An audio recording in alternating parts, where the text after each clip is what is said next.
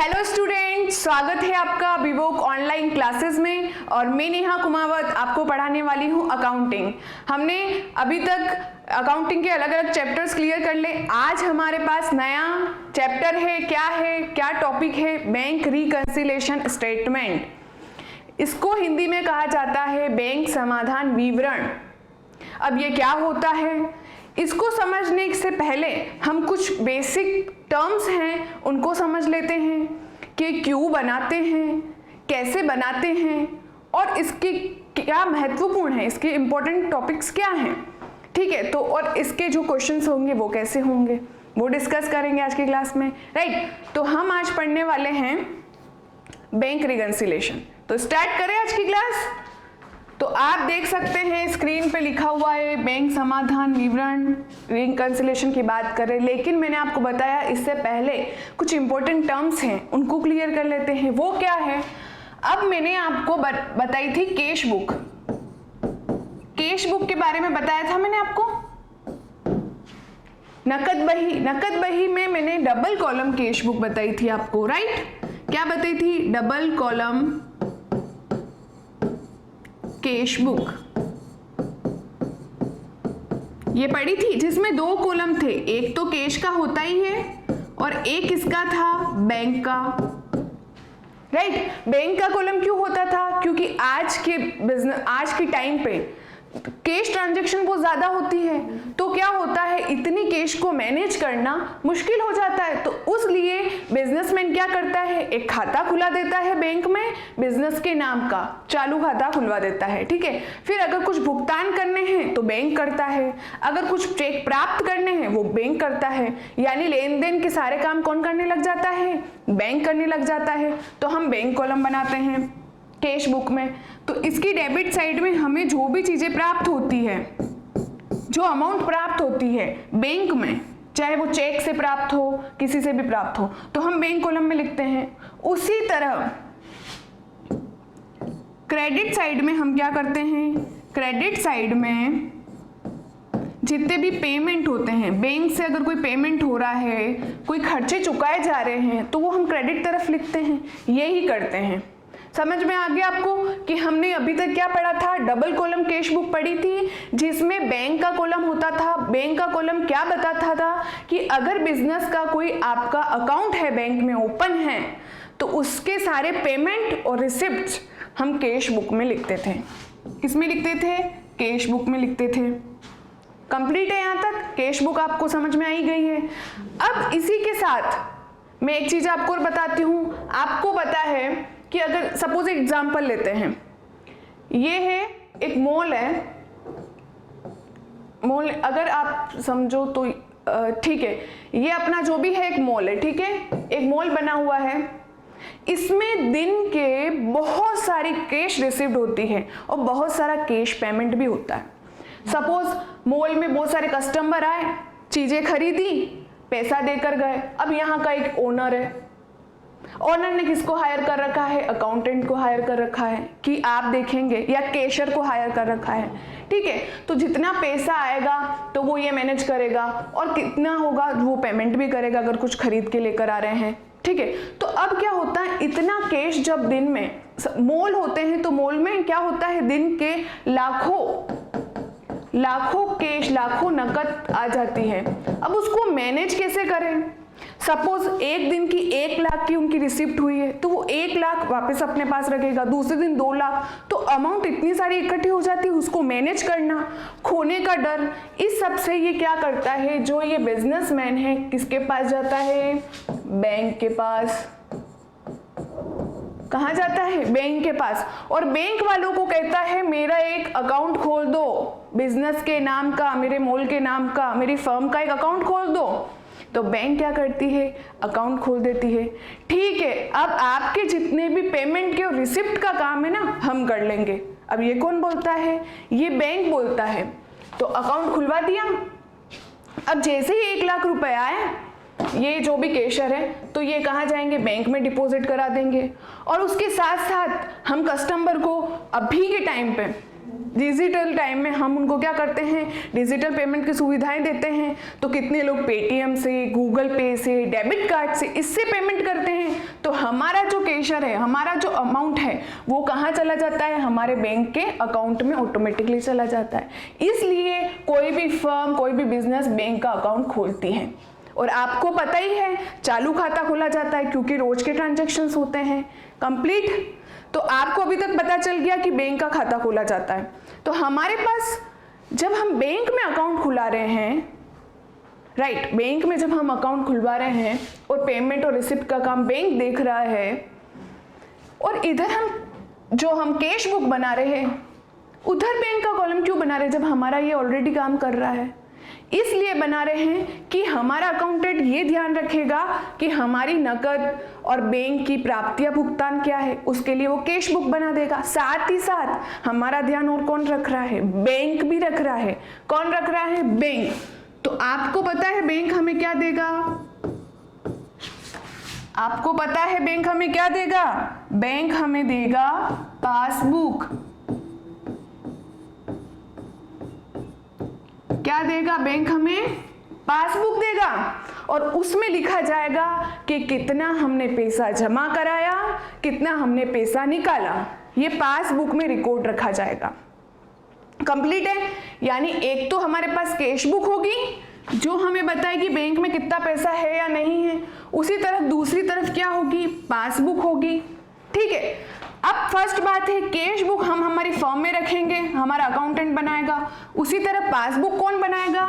Bank बनाएगा। ठीक है, पासबुक कौन बनाएगा? बैंक बनाएगा। सपोज अगर मैं बोलती हूं कि मेरा 1 लाख रुपया जमा है बैंक में, तो मैं 1 लाख रुपए मेरे बैंक कॉलम में भी लिखूंगी, वहीं 1 लाख रुपए मेरे पासबुक में भी डिपॉजिट में बता रखे होंगे 1 लाख रुपया। यानी दोनों इक्वल चलती रहेगी।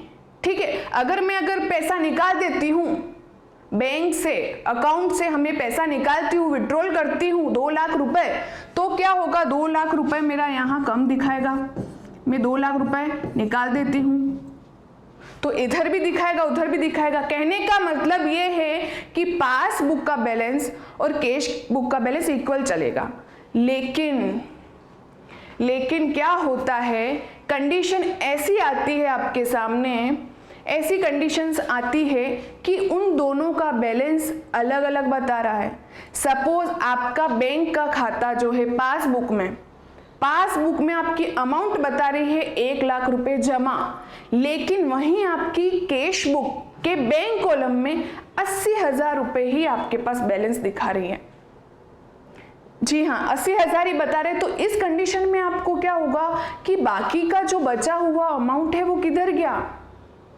तो उस लिए बनाया जाता है बैंक समाधान विवरण। किस लिए बनाया जाता है? बैंक समाधान विवरण, कि हमारी कैश बुक,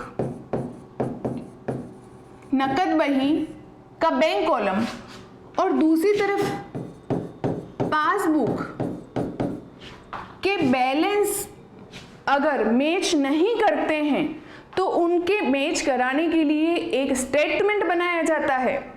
उस स्टेटमेंट को बोला जाता है बैंक रिकंसिलिएशन स्टेटमेंट, बैंक समाधान विवरण। यानी जो अंतर आया है, जो डिफरेंस आ रहा है, दोनों मैच नहीं हो पा रही है, मैच होनी चाहिए।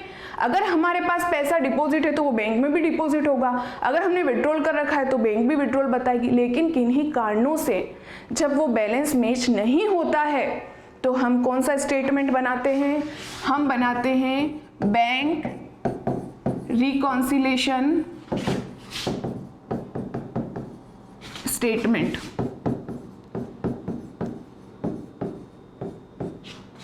कौन सा बनाते हैं? बैंक रिकंसिलिएशन स्टेटमेंट बनाते हैं। ठीक है। अब हम वो पता लगाते हैं कि ऐसे कौन से कारण हैं जिनकी वजह से इन दोनों में अंतर आ जाता है। वो कौन से कारण हैं जिनकी वजह से इनमें अंतर आ जाता है, तो वो कारण हम देख लेते हैं।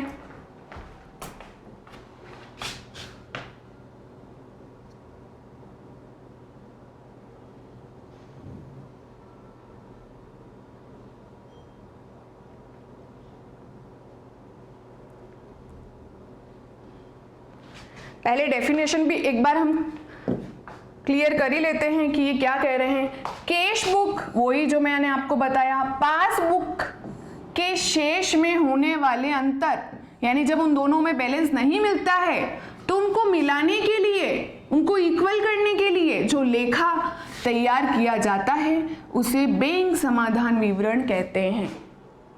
वही बात मैंने आपको बताई, ये कैश बुक है, पासबुक है, उनका अंतर आ रहा है, उनमें डिफरेंस आ रहा है, उस डिफरेंस को मिलाने के लिए जो स्टेटमेंट बनाया जाता है, जो विवरण बनाया जाता है, वो कहलाता है बैंक समाधान विवरण। दूसरे शब्दों में कैश बुक व पासबुक के शेष जिन कारणों से अंतर आते हैं उनमें क्या कर दिया जाता है, उनका लेखा तैयार किया जाता है और उसे अधिकोष समाधान विवरण भी कहा जाता है। तो इसको एक नाम से और बोला जा सकता है, अधिकोष विवरण। फिर एक डेफिनेशन दी हुई है, बैंक समाधान विवरण एक ऐसा लेखा है जो कैश बुक व पासबुक के शेष में हुए अंतर को मिलाने के लिए तैयार किया जाता है। बात घूम फिर के वही आ रही है, वही बात बोल रहे हैं कंप्लीट। अब देखते हैं क्या कारण है, ऐसे कौन कौन से कारण हैं जिनके कारण कैश बुक में और पासबुक में अंतर आता है। ठीक है, तो हम पहले देख लेते हैं। पहला है, चेक काटा गया परंतु भुगतान के लिए प्रस्तुत नहीं किया गया। क्या लिखा गया है, check issued but not presented for payment. आपने आपकी बिजनेस में आपने किसी को चेक काट के दिया है, आपको किसी को पेमेंट करना है, ठीक है, इसको एग्जांपल से ही समझते हैं।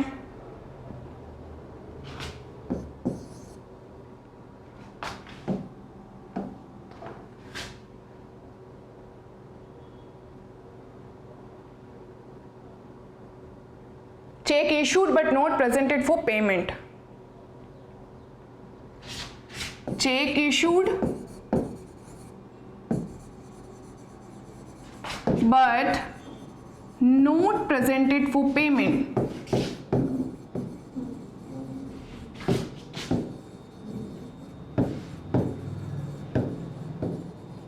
ये पहला कारण है जिसमें डिफरेंस आता है। अब किस में डिफरेंस आता है आपको पता ही है, कैश बुक के बैंक कॉलम में, तो हम कैश बुक ही लिख देंगे और दूसरी तरफ हमारी है पासबुक।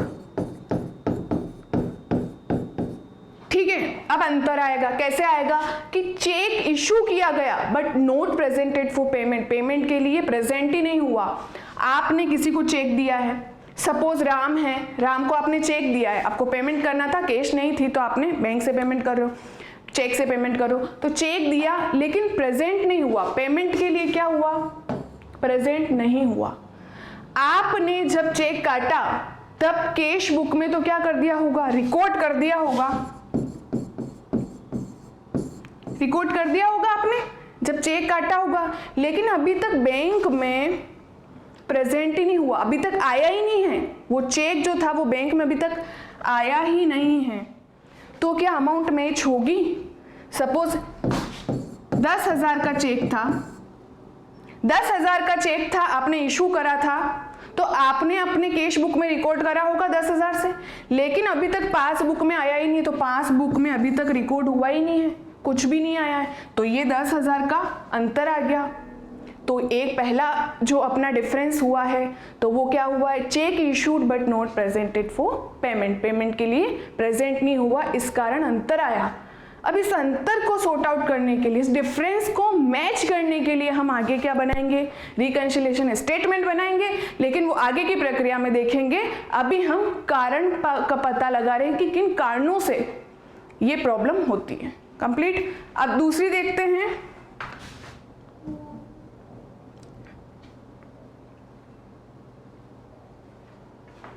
दूसरी है चेक जमा किया गया परंतु चढ़ाया नहीं गया।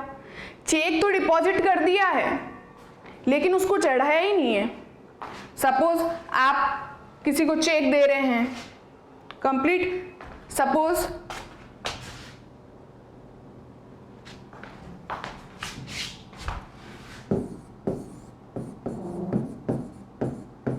चेक का क्या हुआ है,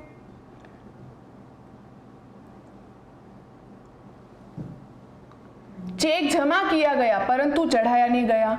डिपॉजिट तो करा दिया, किसमें डिपॉजिट करा दिया हमने, बैंक में बता दिया है, तो पासबुक तो बता देगी, लेकिन चढ़ाया नहीं, चढ़ाया नहीं मतलब कैश बुक में अभी तक रिकॉर्ड नहीं हुआ, तो अंतर हो गया। बता देते हैं आपको फिर से एग्जाम्पल से ही। Cheque deposit but not credited, cheque deposited but not credited.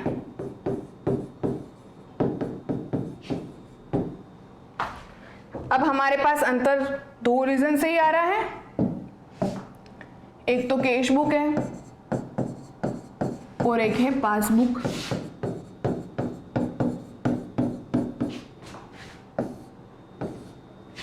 Complete है। अब अंतर कैसे आएगा? चेक डिपॉजिट करा है बट नॉट क्रेडिटेड हुआ है। चेक तो आपने जमा करा दिया, जमा कहाँ कराया? बैंक में कराया, और बैंक क्या बना देती है हमें? पासबुक देती है। तो यहां तो रिकॉर्ड हो गया भाई, यहां तो रिकॉर्ड हो गया है, लेकिन क्रेडिटेड नॉट क्रेडिटेड, यानी हमारे पास अभी तक चढ़ाया नहीं है, यानी हमने अभी तक कैश बुक में इसको रिकॉर्ड नहीं किया है। अभी तक हमने इसमें कैश बुक में रिकॉर्ड नहीं करा है, तो अंतर तो आएगा। सपोज 10,000 का चेक, 10 नहीं 15 ले लेते, 15,000 का चेक है, वो बैंक में क्रेडिट हो गया है, लेकिन हमारे यहाँ रिकॉर्ड ही नहीं हुआ, तो यहाँ कुछ भी नहीं है, तो अंतर आएगा ही 15,000 का। तो अंतर का दूसरा कारण हो गया check deposited but not credited. Third देखते हैं। थर्ड है चेक जमा किया गया परंतु वसूली नहीं हुई।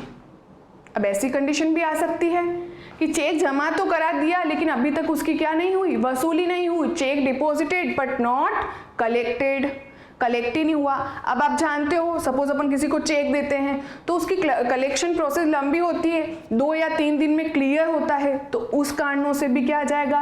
कैश बैलेंस और पासबुक का बैलेंस मैच नहीं होगा। ठीक है। फिर तीसरा है बैंक के द्वारा चेक अपमानित किया गया। अपमानित मतलब उसने एक्सेप्ट ही नहीं करा, बैंक ने डिसऑनर्ड हो गया आपका चेक। तो जब आपने चेक दिया होगा तब तो आपने अपनी कैश बुक में कर दिया, लेकिन बैंक ने तो डिसऑनर्ड कर दिया, रिजेक्ट कर दिया, तो पासबुक में तो एंट्री नहीं हुई, तो अंतर आएगा, डिफरेंस आएगा। फिर है चेक प्राप्त हुआ परंतु भेजा नहीं गया। चेक आ तो गया है हमारे पास पर अभी तक हमने बैंक में लेके नहीं गए। क्या हुआ? दिनेश एक पर्सन है, सपोज आपका कस्टमर है, आपको 10,000 का चेक देकर गया, आपने खुशी खुशी उसको कैश बुक में रिकॉर्ड कर दिया कि मुझे प्राप्त हुआ 10,000 का चेक, लेकिन आप बैंक में जमा ही कराने नहीं गए। तो आपने जमा नहीं कराया तो क्या वो पासबुक में शो होगा? नहीं होगा। तो ये अंतर यहाँ क्रिएट हो गया, ये डिफरेंस यहाँ क्रिएट हो गया, राइट। उसके बाद क्या है? चेक जमा किया गया परंतु कैश बुक में डेबिट नहीं किया गया। क्या हुआ? चेक जमा किया गया परंतु कैश बुक में डेबिट नहीं किया गया। सपोज किसी से चेक मिला आपको, आपने जैसे मैंने अभी एग्जांपल लिया था, दिनेश से चेक मिला, तो आप क्या करा? सबसे पहले जमा कराने चले गए। कहाँ? बैंक में। 10,000 का चेक मिला, वो आप जमा कराने चले गए, तो पासबुक में तो दिखाएगा क्योंकि बैंक गए और वहां जमा कराया, लेकिन आपने कैश बुक में तो लिखा ही नहीं, तो क्या होगा? डिफरेंस क्रिएट होगा। बस वही है यहाँ पर। क्या है? Check deposited but not debited in cash book. Cash book में डेबिट ही नहीं हुआ, राइट। अब डेबिट और क्रेडिट ये हम आगे क्लास में सीखेंगे। अभी सिर्फ डिफरेंस का पता लगा रहे कि डिफरेंस किन कारणों से आता है कैश बुक में और पासबुक में। ये सब टाइमिंग फैक्टर चल रहे हैं, हम जमा नहीं करवाने जा रहे, लेट जमा हो रहा है, इसलिए डिफरेंस आ रहा है। उसके बाद क्या है? ग्राहक के द्वारा रकम सीधे जमा करा दिया गया। अब ये एक नई चीज हो गई कि ग्राहक ने, आपके कस्टमर ने डायरेक्ट सीधे क्या कर दी? राशि जमा करा दी। सपोज आपका बिजनेस अच्छा खासा लंबा चौड़ा मस्त चल रहा है, और क्या है? आपका पेमेंट किसी ने सपोज गूगल पे कर दिया, पेटीएम कर दिया, ग्राहक ने डायरेक्ट ही आपके खाते में जमा करा दी, या नेफ्ट से पेमेंट कर दी, आरटीजीएस कर दिया, तो क्या होगा? आपकी पासबुक तो बताएगी तुरंत, जैसे ही कुछ अमाउंट आती है हमारी पासबुक फटाफट एंट्री कर देती है, बैंक एंट्री कर देती है। पासबुक को कौन मैनेज करता है? बैंक करता है। लेकिन हमें पता ही नहीं कि हमारा जो वो कस्टमर है उसने नेफ्ट करा है। हमें पता ही नहीं, उसने बाद में बोला, तो अंतर तो आएगा क्योंकि हमारी कैश बुक में रिकॉर्ड ही नहीं हुआ है। देखिए एक एग्जांपल लेते हैं।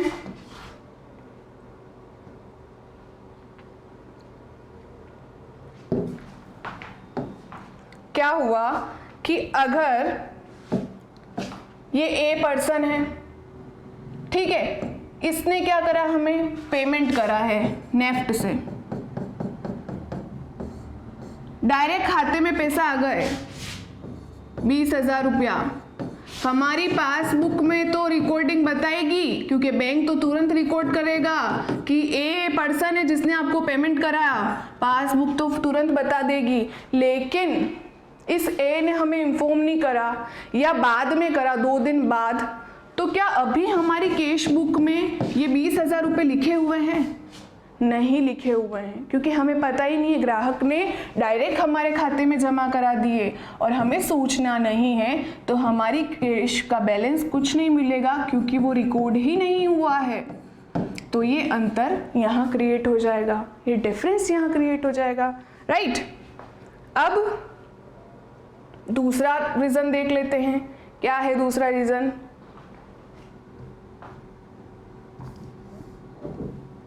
अब है बैंक ने गलती से नाम कर दिया, गलती से कुछ चीज क्या कर दी। अब ये क्या है? अशुद्धियां, अशुद्धि आ गई, इमिशन।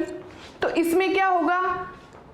इरर्स आ गई। तो चूक से, गलती से बैंक ने क्या कर दिया, कोई चीज डेबिट कर दी। अब ये तो चलो ठीक है कि कोई चेक था, जमा कराने गए, वो वहाँ शो नहीं हुआ, या कोई कस्टमर था जिसने डायरेक्ट पेमेंट कर दिया, या फिर हमने कैश बुक में रिकॉर्डिंग नहीं करी, उससे डिफरेंस क्रिएट हो रहा था। अभी क्या हो रहा है? सपोज बैंक ने ही गलती कर दी, ये भी तो हो सकता है, बैंक ने गलती कर दी या हमारे अकाउंटेंट ने गलती कर दी, तो भी तो बैलेंस नहीं मिलेंगे, कैश बुक और पासबुक के बैलेंस मैच नहीं होंगे, तो हमें बीआरएस बनाना ही पड़ेगा, बैंक रिकंसिलिएशन स्टेटमेंट। तो अब क्या हुआ?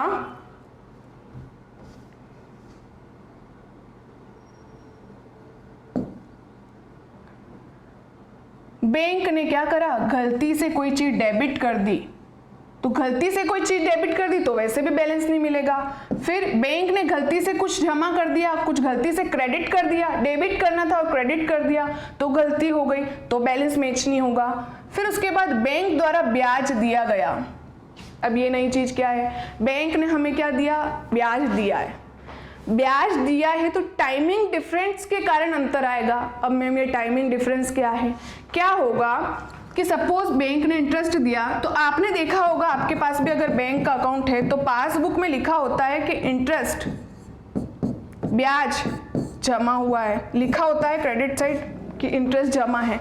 तो इसमें क्या है कि बैंक ने ब्याज दिया, ये आपको पता है, लेकिन तुरंत सपोज 30 मार्च को आपको ब्याज मिला है, राइट, और आपने लिखा हुआ है, किसने लिखा हुआ है? पासबुक में लिखा है। किसने लिखा है? बैंक ने लिखा है। लेकिन हमें अभी इंफॉर्मेशन मिली नहीं है।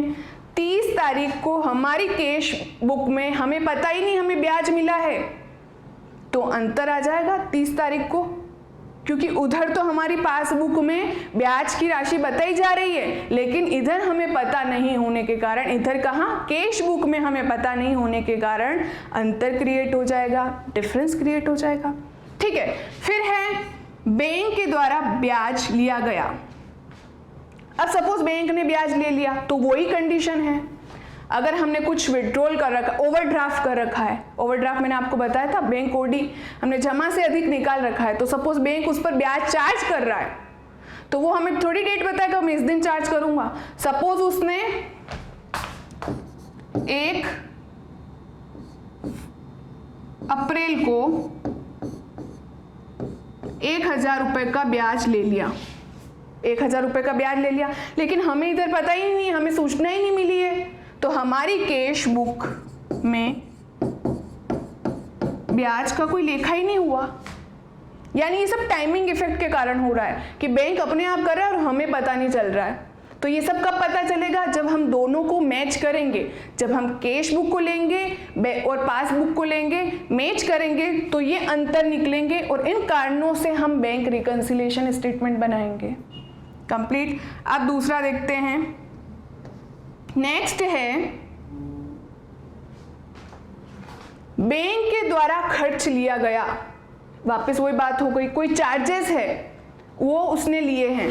सपोज बैंक हमें इतनी सुविधाएं दे रहा है, डेबिट कार्ड की दे रहा है, नेफ्ट की दे रहा है, आरटीजीएस की, XYZ कोई भी सुविधा हमें दे रहा है, तो वो बदले में क्या चार्ज करता है? बैंक चार्जेस लेता है। तो बैंक चार्जेस भी लिए, पासबुक में तो रिकॉर्ड हो गए कि आपका बैंक चार्जेस कटा है 100 रुपए का, लेकिन हमें तुरंत उस दिन पता नहीं चला तो हमने कैश बुक में रिकॉर्ड नहीं करा, तो वापस क्या क्रिएट हो गया? डिफरेंस क्रिएट हो गया, राइट। तो एक ये डिफरेंस का कारण है। दूसरा है बैंक द्वारा कमीशन लिया गया।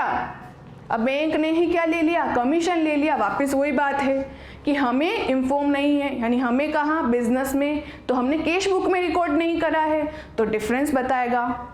ये चीज और भी क्लियर होगी हम जो एग्जाम्पल लेंगे उसके साथ। लेकिन अभी आपको ये समझना है कि पासबुक में और जो हम कैश बुक बना रहे हैं बैंक कॉलम में, उन दोनों का बैलेंस तो मिलना चाहिए। नहीं मिल रहा है, वो कौन से कारण हैं? वो ये कारण है जो मैंने आपको बताए हैं। इनमें से कुछ कारण तो ये मैंने बताए कि कुछ गलतियां हो गई है, बैंक से कुछ गलतियां हो गई, कहीं डेबिट करना था, क्रेडिट करना, वो नहीं करा। दूसरा टाइमिंग फैक्टर है, चेक आज मिला और आप जमा कराने नहीं गए, तो कैश बुक और पासबुक का बैलेंस ही मैच नहीं हुआ, ठीक है। उसके बाद क्या हुआ? बैंक में कोई अमाउंट आ गई, हमें इंफॉर्मेशन नहीं है, तो बैलेंस मैच नहीं होगा। तो ये पर्टिकुलर कुछ पॉइंट्स हैं जिससे क्या हो रहा है, हमारी पासबुक और साथ ही साथ हमारी कैश बुक का बैलेंस क्या हो रहा है? मैच नहीं हो पा रहा है। उसके साथ साथ हमने ये भी देखा कि अगर कोई ग्राहक है, कोई कस्टमर है, डायरेक्ट पेमेंट कर देता है और हमें अभी इन्फॉर्म नहीं है, तो हमने उसकी क्या करी? कैश बुक में रिकॉर्ड नहीं करी, तो उस कारण भी डिफरेंस क्रिएट हो गया है। सिंपल सी बात है, मैं आपको बता देती हूँ एक बार इसको वापस से।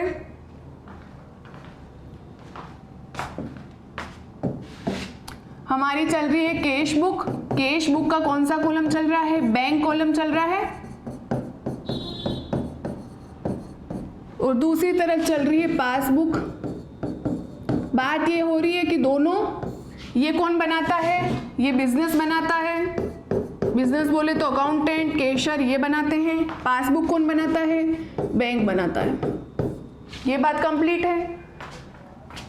अब जो हमारा ये बैंक कॉलम हम बना रहे हैं, ये पासबुक दोनों क्या होने चाहिए? मैच होने चाहिए, होने चाहिए। नहीं हो रहे, वो रीजंस हमने पढ़ लिए। उन रीजन में क्या पढ़ा? सबसे पहले टाइमिंग फैक्टर पढ़े कि अगर हम तुरंत ले जाके जमा नहीं करा रहे, या जिस डेट को कराना था उस डेट को हमें नहीं मिला, या बैंक ने फटाफट कुछ इंटरेस्ट दे दिया, या कुछ चार्जेस ले लिए और हमें नहीं पता है, तो टाइमिंग इफेक्ट के कारण, समय के कारण क्या आ रहा है?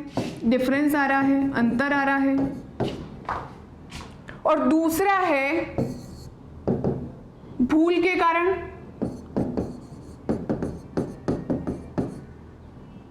भूल बोल सकते हैं, या क्या बोल सकते हैं? अशुद्धि, एरर्स के कारण, भूल के कारण क्या हो रहा है? अंतर आ रहा है। वही बात, बैंक ने कोई चीज डेबिट कर दी और हमें नहीं पता, और उसी के साथ बैंक ने गलती से, कहने के बाद गलती से आप कुछ कर रहे हो, गलती, एमिशन से अंतर क्रिएट होगा, डिफरेंस क्रिएट होगा। किस में होगा? पासबुक में और कैश बुक में। और अंतर के कारण भी हमने डिस्कस कर लिए। तो इन अंतर, जो ये डिफरेंस आते हैं पासबुक में और कैश बुक में आने नहीं चाहिए, आ रहे हैं टाइमिंग के कारण, गलती के कारण, तो क्या करा जाता है? अकाउंटेंट एक स्टेटमेंट बनाता है और उस स्टेटमेंट में वो बताता है कि इस कारणों से, जो हमने भी कारण पढ़े हैं, वो मैच करेगा। पहले तो वो मैच करेगा कि बैलेंस नहीं मिल रहा है, नहीं मिल रहा है तो दोनों शीट लेके बैठेगा, हमारी कैश बुक का बैंक कॉलम और इधर पासबुक लेके बैठेगा, उन दोनों को मैच करेगा, अंतर का पता लगाएगा, अंतर क्या इनमें से कोई एक है, फिर आगे इसका सॉल्यूशन करेगा। तो वो समाधान करेगा तो कौन सा स्टेटमेंट बनेगा? Bank reconciliation statement. वो क्या होता है, कैसे उसको प्रिपेयर करते हैं, उसके रूल्स क्या हैं, ये हम पढ़ेंगे नेक्स्ट क्लास में। आज के लिए काफ़ी है।